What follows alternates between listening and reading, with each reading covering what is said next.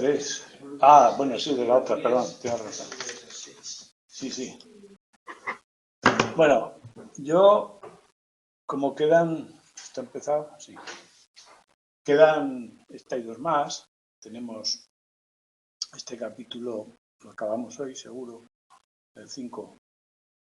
En el siguiente veremos el control de estímulos, es decir, la tercera pata de la ecuación, que hasta ahora hemos dejado por ahí diciendo que yo en el condicionamiento operante hago cuando veo que el hacer es efectivo, y para eso me baso en estímulos discriminativos, cuando funciona la conducta o no.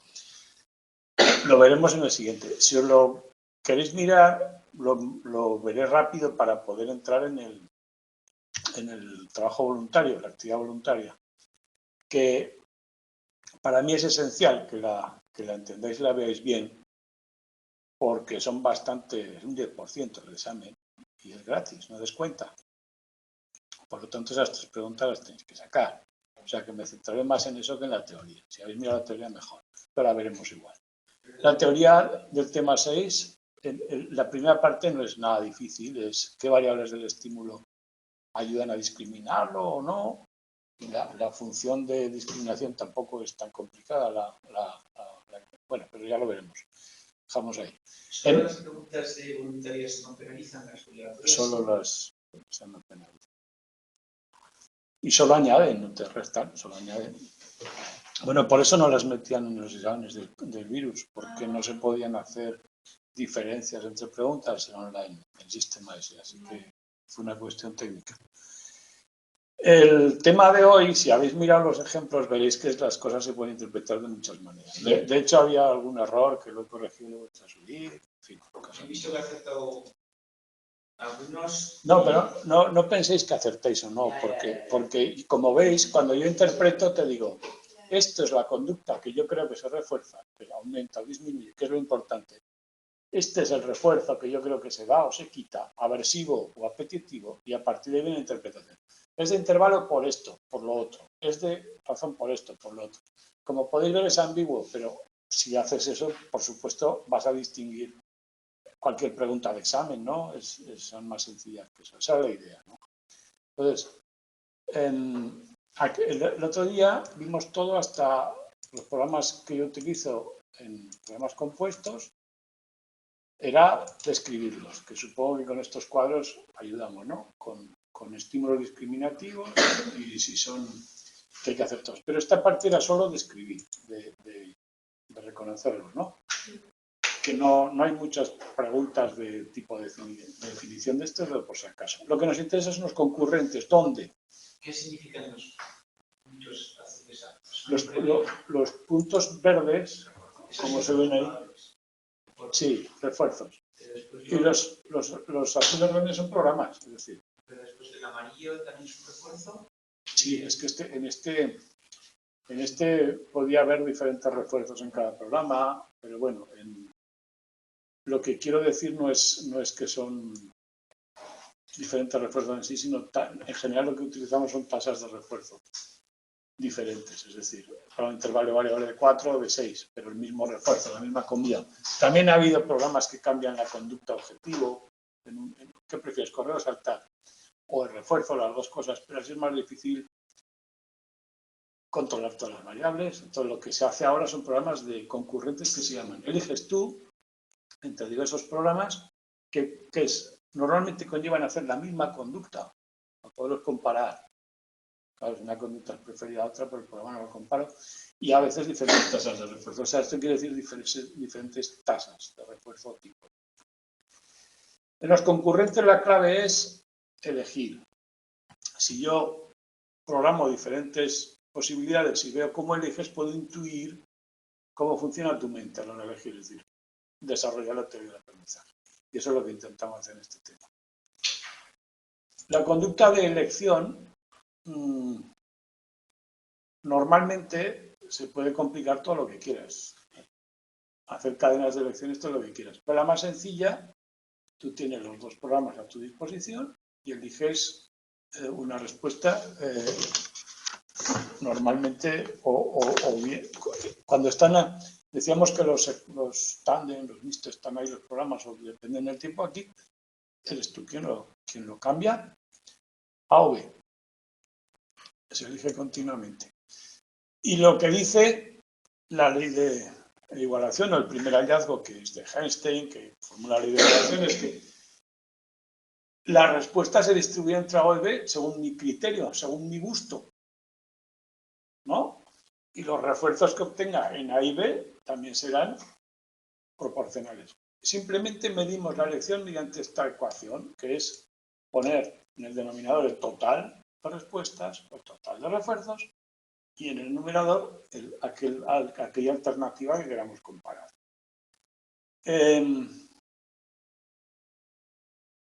Simplemente se puede medir así o se puede medir solamente comparando A dividido por B. Esto es una cuestión matemática. En este caso siempre nos dará un número entre 0 y 1. Las respuestas en A o en B será un porcentaje entre 0 y 1, que es una forma de decir un porcentaje igual. Si hiciéramos R de A dividido por R de B, es decir, en un numerador ponemos una alternativa, en el denominador la otra, fijaros que si elijo la del denominador más que el numerador, saldrá un número entre 0 y 1. Y si elijo más el numerador, saldrá un número entre 1 e infinito. Esto, si habéis dado algo en matemáticas, es una, ¿cómo se dice? Logarítmica, una escala logarítmica. Mediante el logaritmo la podemos convertir en la misma que la otra, lineal de 0 a 1. Pero bueno, me da lo mismo.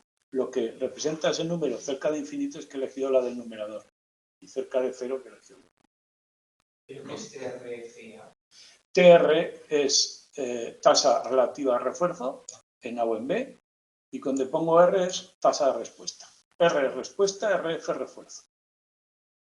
Entonces, lo que vamos a medir es la distribución de respuestas entre A y B, las preferencias. Si, por ejemplo, tenemos dos programas de intervalo variable de 60 segundos, lo normal sería elegir. Son variables, no sé cuándo va a ocurrir la respuesta, pero le daría a los dos por igual. ¿O no? ¿De qué diferencia entre A y B si es igual y intervalo variable de 60? Claro, son iguales, pero son variables. Yo no sé cuándo me va a caer el refuerzo. A ver, tú cuando empiezas a responder, o el animal cuando empieza a responder no sabe nada. Tiene dos alternativas. Pica en una, vamos a poner en la paloma que pica, en A, y de vez en cuando le da comida. Y en B también, de vez en cuando le da comida. A la larga esperamos que si los dos son intervalo variable de 60, esperamos que igualen las respuestas en las dos. ¿Por qué? Porque le está dando en A, y si el intervalo está corriendo sin comida, pues probará en B. Y a lo mejor le sale comida, ya pasa un rato y tal. Y en B le pasará lo mismo. Llegará un momento que no habrá y le dará nada. Y a la larga esperamos que la tasa de respuesta se distribuya de forma equivalente, ¿o no? Fijaros que los programas de intervalo, que es con los que se definió la ley de igualación, tienen esa característica. Yo una alternativa no la toco durante un rato, es muy probable que cuando la toque tenga refuerzo, porque ya va a usar el tiempo. Bueno, pues lo que esperamos es, en este programa, por ejemplo, intervalo variable de 20 segundos y uno de 60. ¿Dónde responderíais todo el rato? O más a menudo. Porque caerían más comida, caerían más bolas. Normalmente lo que ocurre es eso, que es 1 y 3. ¿Y no tendría que ser mayor de 1? El que el número esté. No, si ponemos esta fórmula de aquí, siempre está entre 0 y 1. ¿Pero es el mayor numerador? No, porque aquí no es numerador-denominador, aquí he utilizado esta fórmula. Abajo está 80, arriba 20. Por ejemplo, la tasa de refuerzo en A, respuesta en A sería 20 dividido 20 más 60, exactamente, entre el total. ¿Vale? Y bueno, la ley de igualación dice eso, que si tienes dos alternativas, las respuestas se distribuirán en las dos alternativas en función del número de refuerzos, de lo valiosas que sean las alternativas. Dice que eso es lo que va a ocurrir. Lo dijo Einstein, lo comprobó. Comprobó con 3 palomas, les puso alternativas con intervalo variable y se igualaron las tasas de respuesta y la tasa de refuerzo en cada alternativa. Einstein, ¿vale? Probó varias combinaciones. Ahí en el gráfico del texto veis que ahí las palomas tienen un rango de respuesta dependiendo de si es mucho mejor la A o la B, va cambiando la respuesta en la otra, pero siempre se mantiene en esa línea de justo la línea que divide una por la otra. O sea, el cuadro este dice, abajo es muy preferible la alternativa, o sea, la tasa de refuerzo y respuesta son muy bajas las dos, en una alternativa mejor que en la otra, arriba es la otra mejor que la una y en medio pues equivalentes. Entonces, esa línea es la que le conviene responder. Si igualamos la tasa, si la teoría es cierta, igualaremos la tasa de respuesta a la refuerzo, pues está en esa línea. Y el resultado que obtienes precisamente en esa línea. O sea, yo no me pongo a responder en la alternativa A cuando es mucho mejor la B y dale en la A porque me saldría de aquí y no sería muy efectivo. O sea, sí, y veis que se ajusta bastante a la línea. Bueno, pues formulo la ley de igualación. ¿Qué esperamos? Que se responda en aquel lugar donde los refuerzos son más probables. Por ejemplo, pongo un programa de 40 refuerzos por hora, máximo, con dos alternativas. Si uno es 2 minutos y otro 6 minutos, puede conseguir en el de 2 minutos 30, en otro 10 más, 40 en total, o los dos iguales o viceversa. Cualquier forma de esa sirve. ¿Qué ocurrirá? Pues que la tasa de respuesta será o igual en los dos o 3-1, en función 3-1, y ya está. Eso quiere decir la ley de igualación. Nada más, no os compliquéis la vida. La matemática de fondo, olvidaos. Tasa de refuerzo, determina tasa de refuerzo, o son equivalentes. Eso dice la ley. Con intervalo variable probado por Genstein. Bueno, pues hasta ahí va funcionando y todo. Si hiciéramos la otra cuenta que os decía antes, en vez de... Intervalo variable, ¿no? No, Genstein la hizo con intervalo variable. Luego veremos lo que ocurre con los demás. Si hacemos la otra cuenta, que os la pongo aquí para que no os perdáis, ¿ves? Esto es equivalente a esto, solo que aquí hablamos de escala logarítmica. El 1 es equivalencia entre los dos, A partido por B igual a 1, que elegir los dos igual. Cercano de 1 a 0 es el denominador, que aquí he puesto B. Y cercano, y subiendo de 1 ad infinitum, a más cerca de 1 es más igual a, y a más lejos. Muy sencillo. Y los números no importan, no os van a poner números, solo entenderlo. Bien, el refuerzo hemos dicho, la respuesta sabemos lo que es, porque la hemos definido muy concretamente. Picar una palanca, picar una... Bueno, el refuerzo sabemos que tiene muchas variables. Que el refuerzo decíamos que es un refuerzo, aquello que incrementa la conducta. Entonces, ¿y si te lo doy más tarde? La demora. ¿Y si te doy más? ¿Y si tienes más hambre? Pam, pam, pam. Todas esas variables. Bueno, pues todas esas variables se pueden incluir en la ley de igualación o deberíamos incluirla en la ley de igualación. ¿Por qué? Porque sabemos que cada una de ellas altera el valor general del refuerzo. La ley de igualación debería ser el valor general del refuerzo. Si me lo das más tarde, pierde valor para mí, con lo cual me iré a la otra alternativa y cosas así. Entonces, si añadiéramos a esa fórmula teórica, que es una fórmula teórica, aquí la he puesto de otra manera en el libro porque si multiplicamos fracciones no funciona la matemática, sería más o menos así, pero me da lo mismo. Si añadiéramos todas esas variables que sabemos que influyen, magnitud del refuerzo, la demora y las preferencias de sabor, cualquiera otra, haríamos una fórmula más compleja, pero básicamente sería lo mismo. El valor del refuerzo en A y la tasa de respuesta en A se igualarán. Y el valor del refuerzo en B, o sea, lo que pongo en esta fórmula aquí abajo. El valor del refuerzo en A, este resumen, se igualará a la tasa de respuesta. Lo mismo, solo que ahora en el refuerzo añadimos todas las variables. La ley de igualación, teniendo en cuenta que el refuerzo tiene variantes. No hay que saber más. Por supuesto, combinadas en una fórmula que ya es una cuestión matemática que nos interesa. ¿Qué pasa si no utilizamos intervalo variable? Si tienes un programa de razón fija o razón variable de 30 y uno de 60. Ahora no utilizamos intervalo variable. Ahora estamos con razón variable. Imaginaos que tenéis un botón donde cada 30 respuestas en promedio te dan un caramelo y otro donde cada 60 respuestas en promedio te dan un caramelo. ¿Qué haría? Al de 30 fijo, ¿Para qué vas a responder? Es perder el tiempo. Bueno, pues esto dice que en realidad también cumple la ley de igualación, porque el total de refuerzos en A es el 100% y en B 0. Si yo respondo todo el tiempo en A, en la más favorable, se cumple la ley de igualación. Eso es razón de variable, ¿no?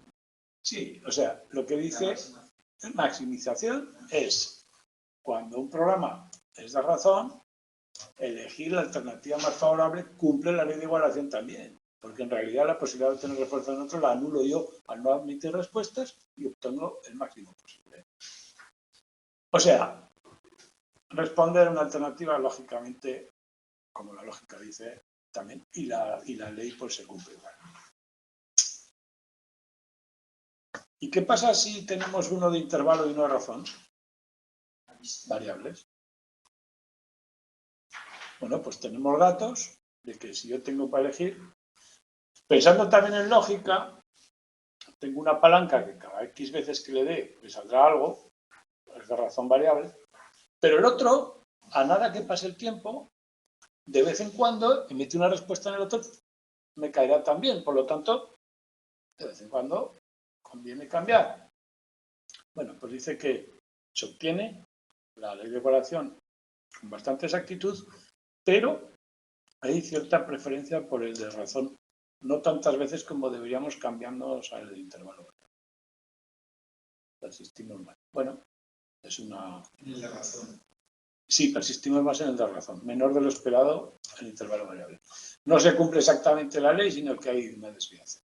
Y esto, todas estas desviaciones y estos datos, vendrá después cuando discutamos las teorías, vienen al hilo de eso. Dato empírico. Cuando hay una elección mixta, bueno, concepto, maximización, esto hay que saber lo que es. Cuando una alternativa a razón es más favorable que la otra, se responde el 100% y cumple la ley. Cuando hay una elección mixta, hay ciertos sesgos en la preferencia que no cumplen la ley. ¿Qué no está de elección mixta? No está. A ver, espera. A ver, que yo quiero... Es que el texto, como lo han ido cambiando algunos años, igual... Pero yo te lo digo. Maximación 2.2 pasan a la igualación temporal. No, mira, sí, en el párrafo siguiente. Y se han utilizado combinaciones de programas de intervalo con programas de razón. En el 242. De manera que, por ejemplo, unos componentes fuesen un programa de razón variable y otro de intervalo variable. En estas, lo óptimo sería casi en exclusiva el de razón, probando esporádicamente en el intervalo. Aunque en general se prefiere responder alternativa a la razón, la preferencia no está marcada como podría haberse dado una opción óptima de recursos. Perdón, lo he puesto al revés. Mira lo que pasa, menos mal que lo he leído. Porque lo pongo al revés. La preferencia de razón no está marcada como debería. Aquí yo pondría mayor de lo esperado intervalo variable.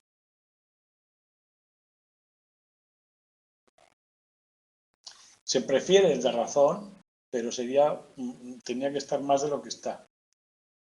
O sea, es mayor de lo esperado el intervalo variable. Lo he puesto al revés. Perdonad por el matiz. Que es un matiz que no creo que salga por ahí, pero que es así. O sea, la desviación se va, yo qué sé. Estamos demasiado tiempo en el de intervalo. Esa esperanza tonta que nunca se pierde, ¿vale? No más que lo has dicho, mira. Donde pone mayor, mayor. ¿Vale? Estamos bien, la ley de igualación es muy sencilla, ¿no?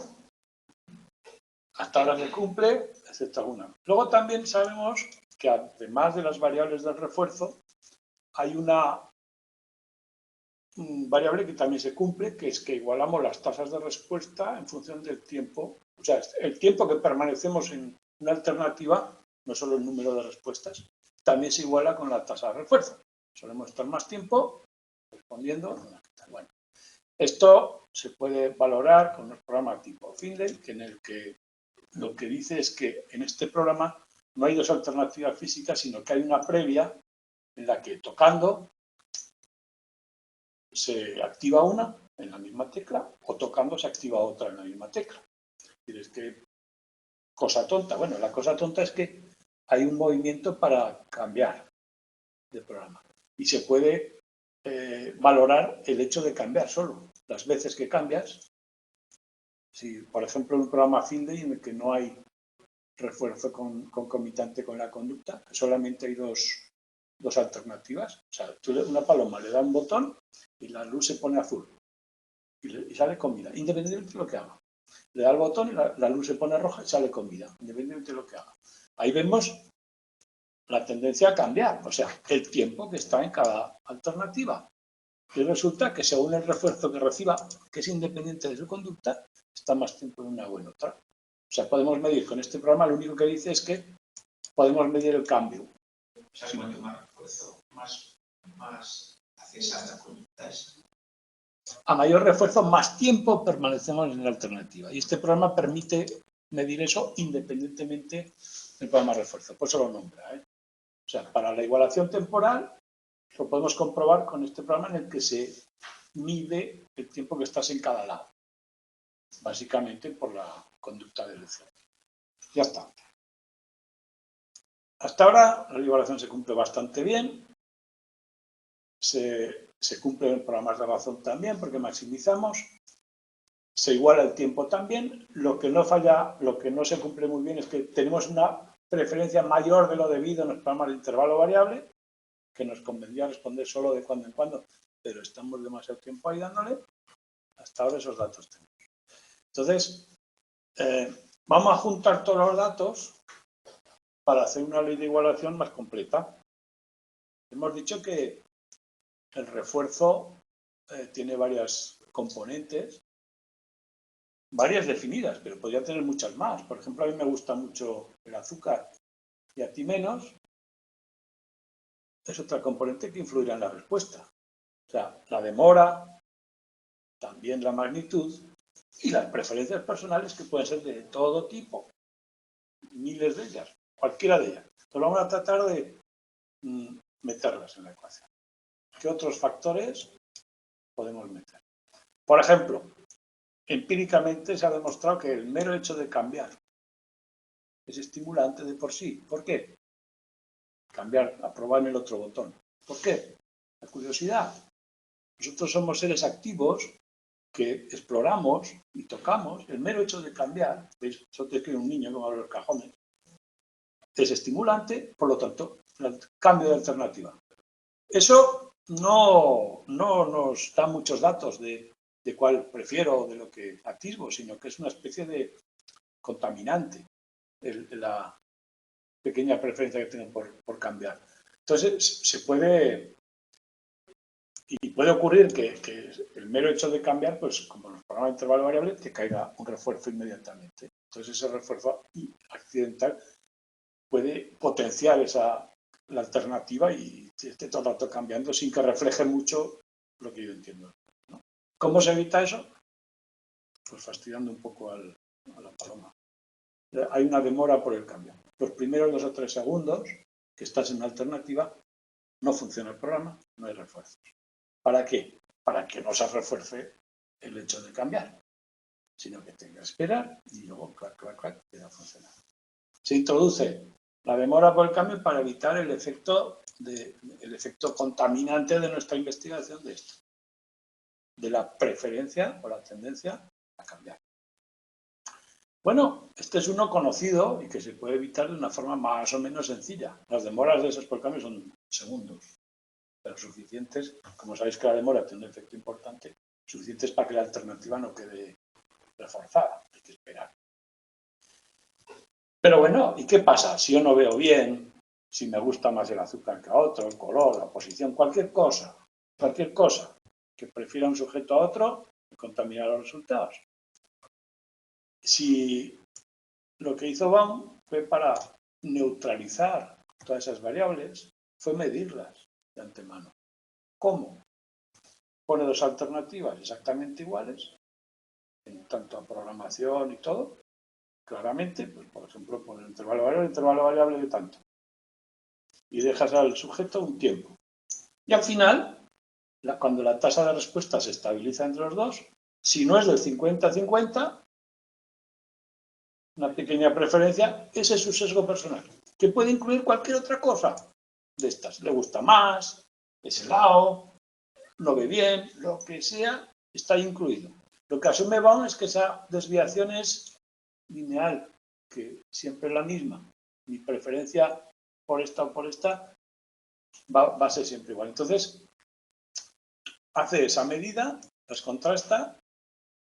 En teoría tenía que ir a la línea central. Si no va, si se queda por abajo o por encima, asume, aquí por abajo o por encima, asume que hay un sesgo personal y lo que hace es luego, en los resultados experimentales, restarlo. ¿Vale? Ha elegido A y B, pero 60-40 es lo suyo, o sea, para el equivalente. Lo resta, ya está. Bien, veis que es una forma de evitar esas contaminantes personales, bueno, una forma matemática, bueno, acordáis, vamos, hace un procedimiento para corregir los sesgos, les llamamos sesgos a todo tipo de desviación. Hay dos tipos de desviaciones que son importantes para las teorías y que hay que saber, y son la sobreigualación y la infraigualación. Y como en el texto también lo explica de una forma así redactada, yo os he hecho una explicación gráfica que espero que sea mucho más fácil. Mirad. La sobreigualación es elegir lo mejor más de lo que debería. Vale, si la alternativa A es mejor que la B, la elijo mucho más de lo que debería. En vez de 60-40, pongamos que es el teórico, 70-30. Sobreigualar a la mejor. Y la infraigualación es la mejor alternativa se elige menos de lo que debería. Si es 60-40, 55-45. Más moderado o más extremo. En vez de ir al óptimo. Son sesgos personales. ¿De acuerdo? Esto en el gráfico, que es la parte complicada, la parte conceptual es muy fácil. La mejor alternativa más sobre, menos de lo que diría infra. Bueno, en el gráfico también es fácil de ver a la hora que lo interpretemos. Este gráfico, aquí abajo ponemos a B, y aquí arriba a A. O sea, esto es la elección de la elección. Si elijo las dos por igual, f de A, o sea, respuestas en A partido por respuesta de B, es 1. Estaremos en este punto. De aquí para arriba, A es mejor que B, porque la división de A para B en refuerzos, esta línea es la ideal, la que debería responder si siguiera la ley de igualación. Aquí es en ordenadas. Sí, A es en ordenadas. Aquí arriba A es mejor que B, porque la división da un número mayor que 1. Y aquí abajo B es menor que A, B es mayor porque da un número menor que 1. Entonces, si aquí arriba vemos que el sujeto se sale de la línea eligiendo A más de lo que debería, tiende hacia arriba, hacia A. Está sobreigualando. Aquí abajo, como es B la mejor, si elige más B más de lo que debería, está sobreigualando. O sea, pues está sobreigualando, porque elige la mejor más veces de lo que debería. ¿Vale? Y aquí al revés, la infraevaluación es menos extremo, se elige menos de veces. ¿Cómo sabemos cuál es mejor y peor? Porque a partir de aquí para arriba, la división entre A y B es mayor que 1. ¿Ves? Va de 1, aquí pone 10, pero en teoría llegaría a infinito. ¿Vale? La división entre A y B, ¿ves? RA, RB, refuerzo en A, refuerzo en B. Respuestas A.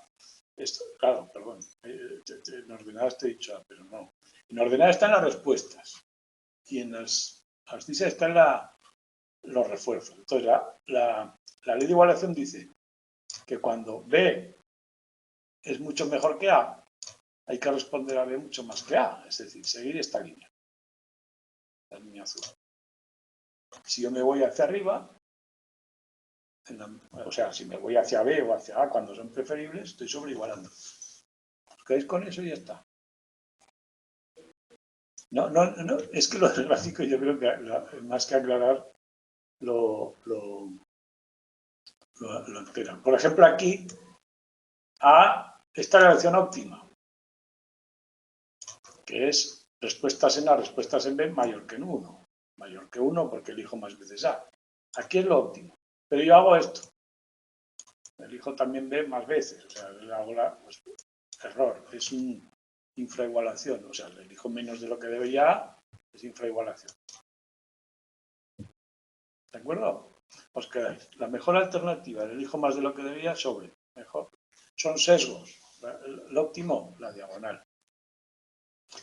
¿Cómo meto eso en la ecuación? hemos dicho que estamos buscando una ley generalizada de igualación, ley general. Bueno, pues los sesgos Baum los mete muy fácilmente. La K es este sesgo, esa preferencia que él ha medido, una multiplicación que si hay sesgo tendrá algún valor y si no saldrá 1, con lo cual no altera el resultado. Y luego la sobre o la infraigualación, que es una especie de sensibilidad al refuerzo, la mete como un exponente. Si ese es 1, sigue la línea, no hay preferencias, la ecuación queda igual que antes. Tasa de respuesta igual a tasa de refuerzo. Si ese es mayor que 1, es que prefiero A a B y este número crece en el sentido de A, del numerador. Si es menor que 1, sabéis que una potencia menor que 1 lo que hace es disminuir este número hacia 0, a favor de B. Y K lo mismo. K, que es el sesgo personal que hemos medido antes, que es continuo, por ser continuo está aquí y multiplica, pues es mayor que 1 o menor que 1. Mayor que 1 en favor de A, que estamos midiendo con el numerador. Ya está. O sea, volvemos aquí. Para meter una ley general de igualación tenemos que tener en cuenta ciertas variables empíricas comprobadas y sesgos personales. ¿Cómo metemos los sesgos personales? Los medimos con una valoración previa que nos propone Baum. ¿Y cómo medimos ciertas preferencias como la sobre infraigualación? Pues también se pueden medir y se meten aquí en el mismo procedimiento de Baum podemos medir. Y se meten en la ecuación de esta forma. Y ya está. La ley generalizada tiene en cuenta los sesgos personales. Y queda una ley general que ahora sí es la ley de igualación que tenemos al principio. No os preocupéis por la fórmula, solo el concepto. No, porque es un concepto matemático. Entonces, si tienes que además dar una interpretación matemática y volver a algo que no sabes, es una barrera. Pero si pensáis, si ese es mayor que 1, obviamente ese número aumenta. Si aumenta va a favor de A. Si disminuye va a favor de B. Ya está. Bueno, pues hemos metido la sensibilidad relativa y el sesgo. Ya tenemos la ley. Ya está, no hay que saber nada más. Ahora vamos a la teoría. ¿Por qué somos capaces de igualar la tasa de respuesta a la tasa de refuerzo? De momento hemos hecho un hecho empírico. La teoría de la ley de igualación no explica nada. Solamente iguala dos variables. La respuesta y el refuerzo son equivalentes cuando hay alternativas. Pero no dice por qué. ¿Qué es lo que hago yo para aprender eso? ¿Cómo me doy cuenta? ¿Qué me dice la mente? Esas son las teorías. La teoría, no, solo tenemos una correlación. Vamos a explicar por qué. Y como vimos antes, hay dos tipos de explicaciones. Una que tiene en cuenta lo que ocurre en el corto plazo, molecular, y otra lo que ocurre en el largo plazo, global. La global es muy fácil. Dice, somos capaces de tener una especie de contabilidad general de cómo nos va en cada alternativa y las vamos igualando. ¿No? Lo mismo que decíamos. La molecular dice, en cada momento tengo dos alternativas. Seguir respondiendo donde estoy o cambiar. Y la probabilidad momentánea de que me quede un refuerzo es diferente y eso explica que cambio o no cambio. Por ejemplo, la versión original de Henston. Intervalo variable de 20 y de 30. En A y en B. Yo respondo en A. De momento es más probable que me quede un refuerzo, ¿no? Pero cuando han pasado, me cae el primer refuerzo a los, yo qué sé, vamos a poner si es 20, a los 10 segundos que hayan pasado, si me cae un refuerzo en A, o aquí,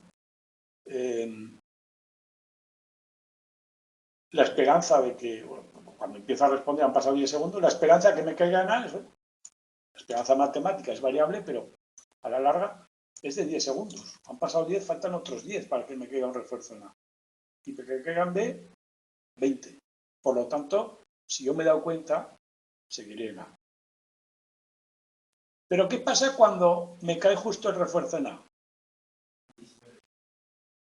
19, 20 aproximadamente, me da igual porque es variable, pero me cae el refuerzo en A. Entonces la esperanza de que haya un refuerzo en A, esperanza matemática, que no es justa, pero son 20 segundos. Y la de B, si han pasado 20 segundos, 10. ¿Dónde respondería? Cambio a B. Eso es lo que dice la teoría molecular. Que cada momento vas cambiando en función de la probabilidad estimada de que la respuesta caiga un refuerzo. La molecular, ¿veis? Depende todo del momento actual. ¿De acuerdo? O sea, se cambia o se permanece en función de la probabilidad relativa. A la larga, si hacemos una cuenta, ocurre que se cumple la ley de igualación. Las respuestas en A y en B acaban siendo el 60-40, es decir, bueno, la cuenta me da lo mismo, pero la tasa de refuerzo en A en un minuto son 3 y en B son 2, ¿no? 20 segundos cada minuto por tener 3 en A y 2 en B, esa sería la tasa que al final logro, que es la tasa de respuesta. Me da igual la cuenta, pero que veáis por qué cambio. Esta teoría funciona, es decir, a la larga se cumple la ley de igualación. Si hicieras una máquina que respondiera de acuerdo a esa probabilidad, funcionaría. ¿Bien? La molar, en vez de cada momento, yo lo que hago es, tengo una visión completa de la sesión, somos capaces de hacer contabilidad a largo plazo y ver que A puedo obtener 3 por minuto y en B 2 por minuto y distribuir las respuestas de esa forma. O sea, la molar es que tengo una capacidad de analizar la situación completa. La molécula, ojo, la molecular, fijaos que la molar es demasiado abierta, no da una explicación comprobable. Esta sí, esta podemos ir variando las condiciones y ver qué pasa. O sea, como teoría es más potente la molecular como teoría comprobable. Y la molar tiene algún problema que no se cumple. Por ejemplo, cuando os decía lo de antes, en donde me equivoco al ponerlo, si tienes un programa de razón variable e intervalo variable, tenemos una preferencia a ir a intervalo más de lo que deberíamos. Y eso no lo explica la molar. Si de verdad tengo una capacidad de apreciar las diferencias, no tendría esa preferencia. Lo podemos imaginar, ¿no? Imaginaos que hay una máquina que te dan tanto, una comisión, un trabajo, te dan tanto por X unidades de trabajo, variables, pero un dinero seguro. Y en otra que, dependiendo del tiempo, si pillas el día bueno, el jefe te paga más, si pillas el día malo, te paga menos, o sea, un poco dependiendo del tiempo, te paga o no te paga, y que tenemos preferencia a ir de vez en cuando a eso pues ojo a la lotería, tanto. Es muy improbable, pero es que más de lo que deberíamos jugamos a la lotería. Bueno, pues un poco va por ahí. Eso no lo puede explicar la molar, ¿verdad que no? No, si de verdad lo tenemos. Y luego también que preferimos programas variables a los fijos. ¿Lo sabéis eso? Pues eso es empírico. En general, la misma tasa de refuerzo, razón fija 5, razón fija, variable 5, preferimos la variable. O no lo sé. No, a la larga ganas lo mismo. Pero no vamos al 50%. Vamos más a la variable. Nos estimula más el hecho ese de que te caiga de vez en cuando. Claro, nos gustan los sorteos, nos gusta bueno.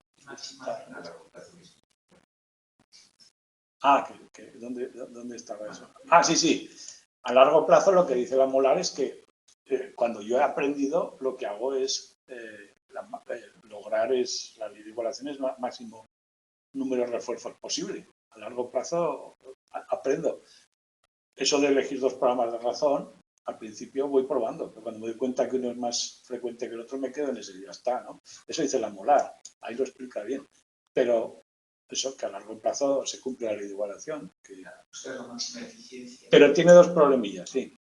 Acordaos de estos problemas porque son la parte empírica y son clave. En general tenemos demasiada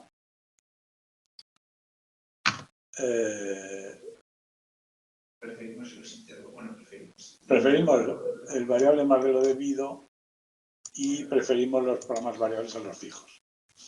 Bien, en medio de las dos teorías está la teoría del medio que se llama de mejoramiento, que no hay mucho que explicar, simplemente te dice que ni tan puntual ni tan global, que lo que hacemos es estimar lo que ha ocurrido en el último rato.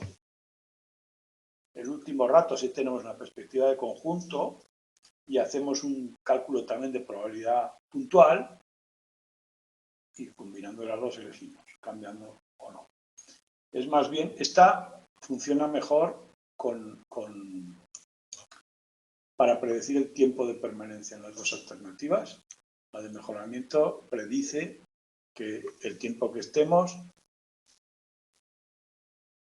teniendo en cuenta pequeñas escalas de tiempo, pero no solo momentáneas, y las dos cosas, bueno, o sea, le llamamos maximizar la tasa local. Nos fijamos en un corredor, pero aquí es casi puntual, aquí es global y aquí es local. Y también funciona, y se cumple la ley de igualación haciendo simulaciones, también funciona la ley de igualación. Y también explica la igualación de tiempos, cosa que las otras no la tienen en cuenta y está así. O sea, la del medio, la de mejoramiento, es punto intermedio, que explica cosas claras también. ¿De acuerdo? ¿Sí? Maximizan una local, otra... La molecular maximiza la probabilidad momentánea, la molar maximiza la global de la sesión y la de mejoramiento tasas locales y en medio, mitad camino. Bien, ¿y qué pasa si la mayoría de las selecciones que hemos visto aquí son simplemente puedo cambiar cuando quiera? Pero ¿qué pasa si me tengo que quedar en una alternativa un rato? Que es lo que llamamos un programa encadenado que tiene que... Eliges, vas a un lado y hasta que no acabas o pasa el tiempo establecido no puedes volver a elegir. Esto le llamamos encadenado y lo que estamos midiendo aquí es la autocontrol e impulsividad. ¿Qué prefieres? ¿Una recompensa mayor pero más tarde en el tiempo o una menor inmediata? Depende. Las variables y eso es lo que medimos aquí. El programa concurrente encadenado se trata de elegir y permanecer en la elección que dice que se parece mucho más a las elecciones vitales que hacemos en el mundo real. En realidad, normalmente elegir algo te condiciona para poder volver a elegir. El tirar por un camino implica tener que volver para el otro, cosas así. Dices, ¿por dónde voy? ¿Por aquí, por allá? El ir para allá significa que luego tienes que volver o lo que dice en el ejemplo, te pones a estudiar. ¿Qué hago? ¿Estudio un cursillo o me hago una carrera? Ah, cursillo te sirve, la carrera te sirve a largo plazo. Bueno, pues esto. Dice que se cumple la igualación, que tanto elegir un programa u otro, aunque tengamos que permanecer, depende del valor de reforzamiento posible en cada programa, y el tiempo de permanencia o la persistencia en cada uno de ellos depende de la tasa de reforzamiento. En ambos se cumple la ley de igualación. Aquí no salimos de eso. Pero lo interesante de esta parte es, en general sí que preferimos la inmediatez. ¿Sí? Corto, ¿no? En general, o bueno, con los animales. En general, lo que importa aquí es esto. Metemos en la ecuación la magnitud y la demora y ver qué ocurre. Entonces le llamamos a un sujeto autocontrolado, el que prefiere recompensas más altas a más tarde, e impulsivo, lo contrario. Hay un experimento muy interesante que es, no sé si lo tengo aquí puesto en el esquema, parece que sí, lo tengo, que es, teniendo en cuenta estas preferencias de demora y cantidad, si eres autocontrolado o impulsivo, en obligarte a hacer una pausa entre la elección. Bueno, imaginaos que dentro de una recompensa pequeña inmediata o una grande demorada, y tú dices, no, prefiero la pequeña inmediata. ¿Y si pongo un tiempo de espera en las dos alternativas? Le añado la misma demora a las dos. Puede cambiar el valor de la alternativa, o sea, en función de la demora. Pues bueno, eso es lo interesante. Lo añaden en la ecuación de de la ley de igualación, pues teniendo eso, la frecuencia y la magnitud. Las preferencias se pueden incluir en la teoría, ¿no? Olvidaos ya de eso. Bueno, el valor de la alternativa, lo que decíamos antes del valor del refuerzo, en este caso, teniendo solo en cuenta la magnitud y la demora, sabemos que la magnitud va a favor del valor y la demora va en contra, por lo tanto sería una especie de división donde el denominador, a mayor demora, menor preferencia, y viceversa, a mayor magnitud, mayor preferencia. Esto se puede incluir en una ecuación como aquí, lo mismo la ecuación de Mazur que la otra. Esta simplemente pone un 1 para que no haya ceros infinitos, pero da igual. Lo que importa es esto. Cuando una persona es autocontrolada, pues bueno, si tienes 20-30 y le das una magnitud 2,1, o sea, el doble valor a que B, va a 30 segundos en promedio. B 20, pero A vale el doble. ¿Cómo lo mido? Pues hacemos esta cuenta, a ver qué pasa. Magnitud 2 dividido para 30, 0,66, 0,0. La magnitud de B, 1 dividido para 20, 1 dividido 20, 0,0. ¿Cuál es preferible? En teoría el A, más valioso, ¿no? Si yo elijo A, que es el de morado, y es más valioso, soy una persona autocontrolada. Y así con cada uno de los ejemplos. No hace falta hacer los números, los pongo para que lo entendáis. O sea, si hacemos esta cuenta, podemos relativizar el valor de refuerzo. 2 para 40, 1 para 15. Aquí es preferible B. Aunque siguen siendo 2,1, aquí es preferible B porque determinadas demoras ya el A no empieza a ser valioso. Entonces elijo el menor y soy impulsivo. En tercer caso, he puesto aquí, he cambiado la magnitud 2,3. Por cambiar el ejemplo, y bueno, la misma cuenta. Y este es más curioso. Si le pongo a los dos una espera previa de 20 segundos, uno de 5 y uno de 10, ¿qué ocurre? Este mismo, de 5 y de 10, es mejor a 0,40, 0,30. Pero si le incluyo a los dos 20 segundos de espera previa, la demora cambia. El de A será 20 más 5, 25. El de B, 20 más 10, 30. Y veis que la preferencia cambia. O sea, meter una demora igual en los dos puede cambiar el valor. Bueno, solamente entender la teoría. Si tengo en cuenta el valor del refuerzo, magnitud y demora, las alternativas pueden cambiar de valor en función de cómo juego con ellas. O, si los digo a los dos, una espera previa. Ya está.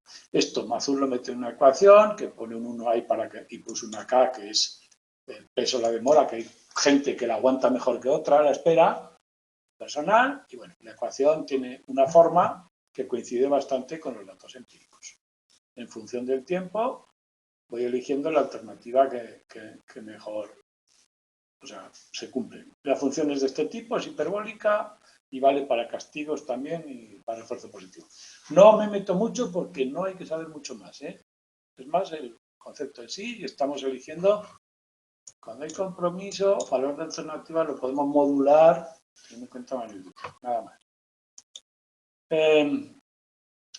Y si hay una teoría muy elegante, esta sí que hay que verla, porque es muy elegante, dice, bueno, esta teoría que hemos visto, la ley de igualación y la elección, describen muy bien una conducta que parece muy marginal, pero dice, ¿y si todo el aprendizaje fuera una elección? Si cuando tú metes a la rata en el laberinto o la palanca, elige entre dale a la palanca que tú quieres que le dé o hacer otras cosas que también tienen su valor reforzador.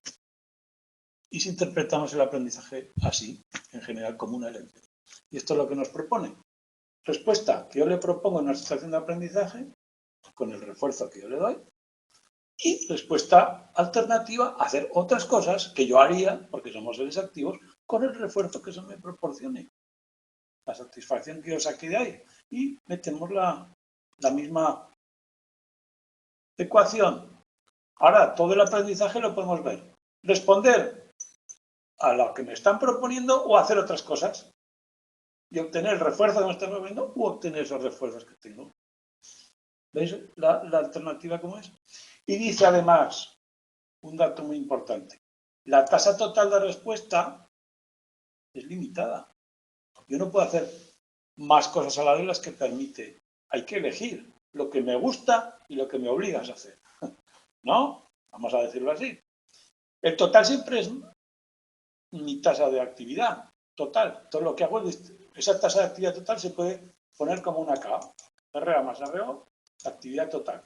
Entonces ponemos la alternativa que yo le propongo tiene que ver con la cantidad de respuesta que él puede dar, la K, que es constante, y los refuerzos que obtiene, en lo que yo le ofrezco y el refuerzo alternativo de hacer otras cosas.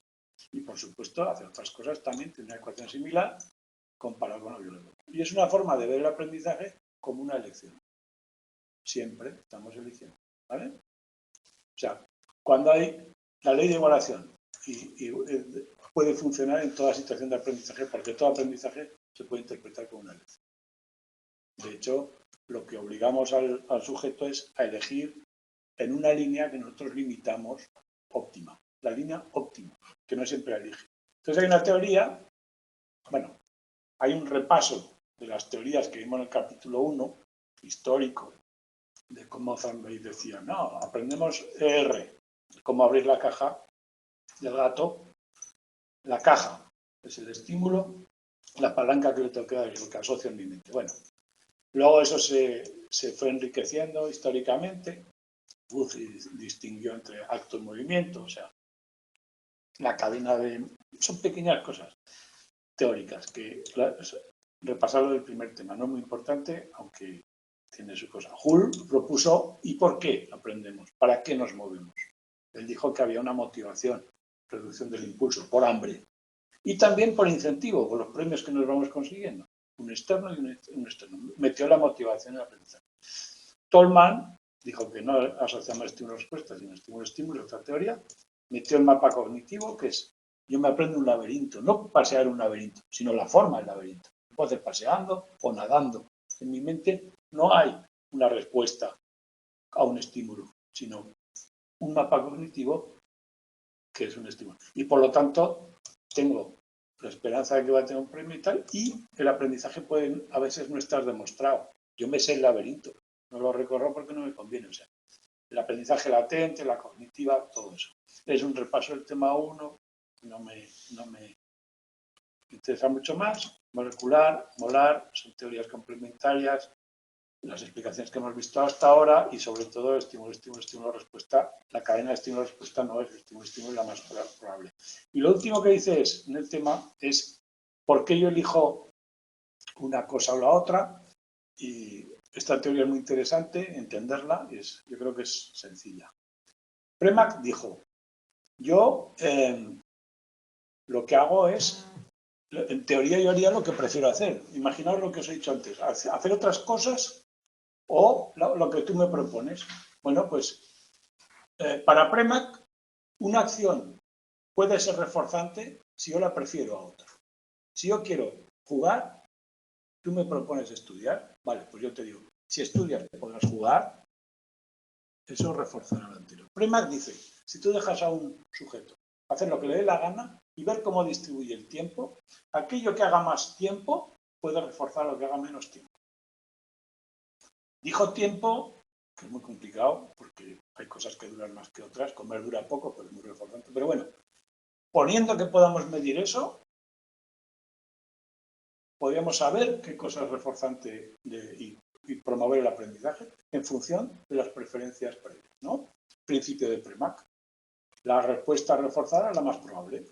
Así pues, si yo quiero que haga esto, lo que tengo que hacer es dejarle hacer esto. Impedirle hacer esto hasta que no haga esto.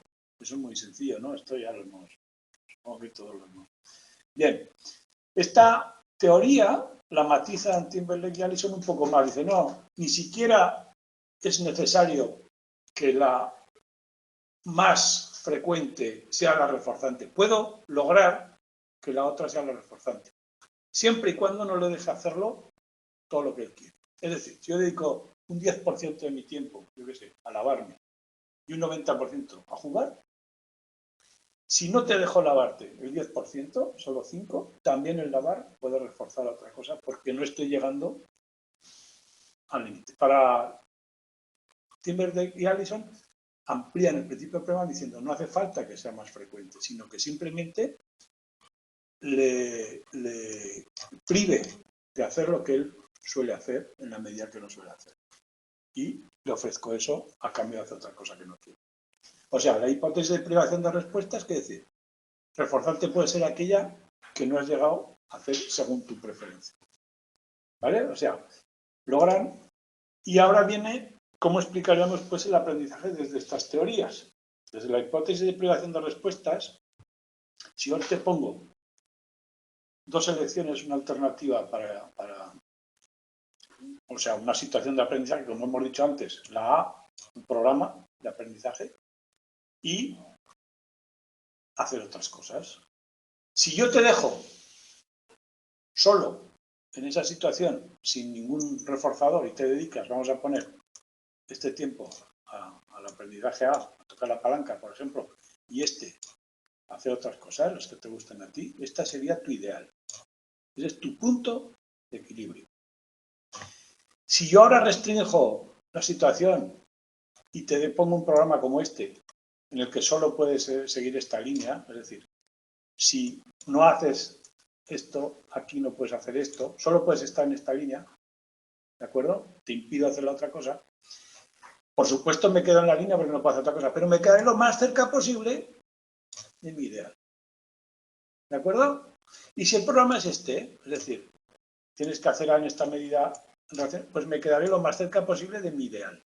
Y si analizamos un montón de programas diferentes, vemos que la línea no es una recta, como hemos visto en las ecuaciones anteriores de preferencia A o B, sino que es hiperbólica. Los programas de elección, viendo las restricciones y viendo mi ideal, lo que ocurre es, este es mi ideal aquí, la distancia mínima en cada uno de los programas está ahí marcada y sale una hiperbólica. Esta es una predicción que mantiene la desviación mínima ideal y funciona bastante bien. Y esto es lo que sale al principio. La ley de igualación lineal sería esta. Yo prefiero A y B, o sea, diversos programas, todos estos. Pues entre A y B, yo elijo aquí este, aquí este, aquí este. Sería una elección matemática de RA, RB, la ideal, y en realidad ocurre esto. Porque mi ideal sería este, yo preferiría mucho más hacer A que B, y sale esta línea. La hipótesis de privación. Es una hipótesis elegante, como podéis ver, y fácil de entender también. Si yo me dejan hacer lo que yo quiera, hay un punto ideal, y cuando me restringen las alternativas, trato de elegir aquella que se acerca más a mi ideal. Ya está. Con esto tenemos el tema. Os insisto, no os perdáis en fórmula, no os perdáis en números. Quedaos con el concepto. La ley de igualación es muy sencilla. Las pequeñas matices que no funcionan también son fáciles de recordar. Y de ahí vamos a las teorías moleculares, molares, y las que incluyen los sesgos también es sencillo. ¿De acuerdo? Y por último, estas hipótesis de si todo el aprendizaje es elección, cuando una cosa refuerza a otra, principio de prima, la más preferida, principio de privación, la más restringida, no la más preferida. Y este es el que me ha hecho. Y hay más preguntas. Si os fijáis, en la próxima sesión veremos el 6 y la actividad voluntaria, el experimento. Pero en la última, además del tema 7, de verlo un poco rápido de los castigos, os enseñaré un examen con la distribución de preguntas por tema. Las preguntas prácticas y obligatorias no son las mismas, por lo tanto no se puede, pero sí para que veáis cuántas van por tema y cómo van, y que veáis el matriz y el cariz de las preguntas en directo, que lo tengo ahí. Está aquí subido, lo queréis ver también. Está aquí. Es este. Repaso el examen. Tenéis aquí, si lo queréis ver antes. Yo os pongo aquí un examen que saqué de cada tema, cuántas preguntas hay, la número de cada una. Las de la parte práctica son diferentes. Hay una que coincide, un par de ellas que las he traído de otros años. Y luego vienen las preguntas de cada tema y cómo son. Reales, ¿eh? Para que veáis hasta qué punto del tema 2, del tema 3, ¿vale? Lo queréis bajar y lo queréis mirar, el último día lo veremos. Y el próximo día veremos el experimento y el tema 6. El experimento también lo tenéis aquí. Bueno, el esquema de tema 6 también lo tengo subido. Es este, tampoco este más abólico, más casero. Y tenéis subido también el experimento que es este. Sí, el esquema del experimento que os vais a ir mirando. Bueno, interpretación esquemática, ¿eh? De qué va, la hipótesis, no sé. A ver, es un experimento real, tiene su desarrollo voluntario, pero lo que hay que saber, que viene al final también aquí en este documento, lo tenéis al final, las cosas con las que nos tenemos que quedar son unas pocas, que son una serie de preguntas que no están aquí, perdón, están en otro lado, están aquí. Aquí te vienen las 5 o 6 preguntas que hay que saber, que son muy sencillas. Cuando lo veamos las responderemos. Y esas son 3 preguntas del examen. Punto. ¿Vale? Nos vemos pues el jueves.